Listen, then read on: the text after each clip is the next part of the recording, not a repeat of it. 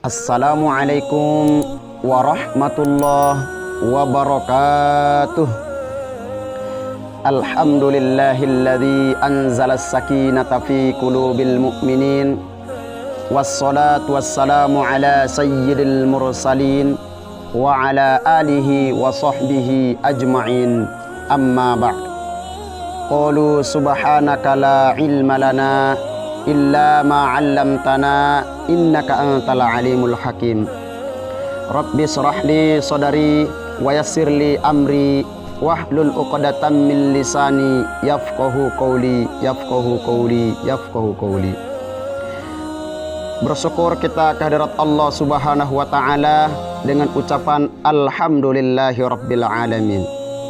Bersolawat kita kepada baginda Nabi sallallahu alaihi wasallam dengan lafaz Allahumma salli wa sallim wa barik ala sayyidina Muhammad wa ala ali sayyidina Muhammad. Sahabat DKTV yang dirahmati Allah Subhanahu wa taala. Islam merupakan agama yang tumbuh subur di tengah-tengah gersangnya gurun Sahara. Islam merupakan mempengaruhi, mengharumi di seluruh jagat raya. Sehingga Islam merupakan suatu konsep untuk menghadapi lika-liku kehidupan tipu daya dunia. Namun ketika kita perhatikan moralitas generasi Islam di saat ini sudah semakin terkikis. Iman dan akidah generasi Islam di saat ini semakin menipis.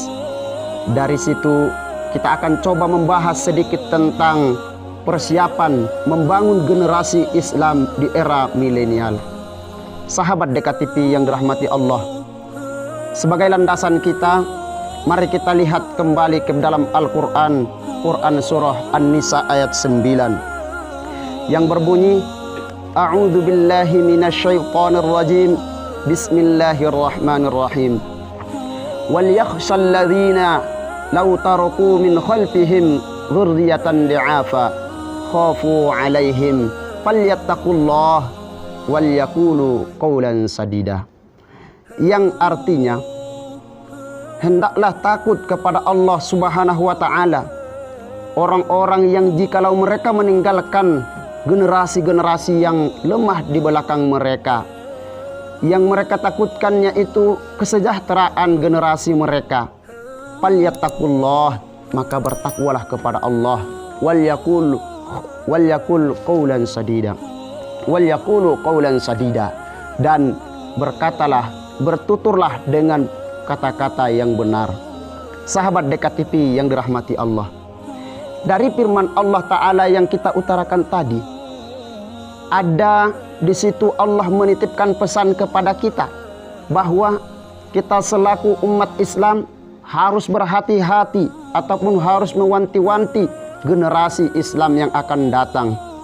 Yang mana, wahai sahabat DKTV, di zaman setiap masa itu ada orangnya, dan setiap orang pasti ada masanya. Ketika kita bercermin kembali kepada masa yang dulu, bagaimana Allah memberikan tantangan kepada Nabi Lut alaihissalam dengan gencar-gencarnya LGBT. Bagaimana Allah memberikan tantangan kepada Nabi Musa alaihissalam yang mana menghadapi pemimpin-pemimpin yang zalim. Bagaimana Allah memberikan tantangan kepada Nabi Muhammad sallallahu alaihi wasallam, yaitu Allah memberikan tantangan menghadapi orang-orang kafir Quraisy yang jahiliyah. Sahabat DKTV yang dirahmati Allah Subhanahu wa taala, tentu yang dihadapi para nabi dulu dan yang kita hadapi zaman sekarang tidak menutup kemungkinan itu akan terjadi kembali dengan motif yang berbeda. Lalu bagaimana kita membangun generasi Islam di era milenial ini? Mari kita merujuk kepada Luqmanul Hakim yang mengajarkan ilmu kepada anaknya, yang mana tertera di dalam Al-Quran, Quran surah Luqman, Ya bunayya la tusyrik billah inna syirka la zulmun azim. Wahai anakku, janganlah engkau mensekutukan Allah. Sesungguhnya syirik itu adalah kezoliman yang sangat besar. Sahabat DKTV yang dirahmati Allah, kenapa pemimpin kita harus kita benahi. Karena wahai sahabat dekat TV, pemimpin kita saat generasi kita saat ini yang akan menjadi pemimpin di masa depan. Tanggung jawab agama dan bangsa kita yang akan mengembannya adalah generasi-generasi saat ini untuk keemasannya di masa mendatang. Subbanul yaum rijalul ghad. Pemuda hari ini adalah pemimpin di hari esok. Hayatul adayani fi yadi subbani.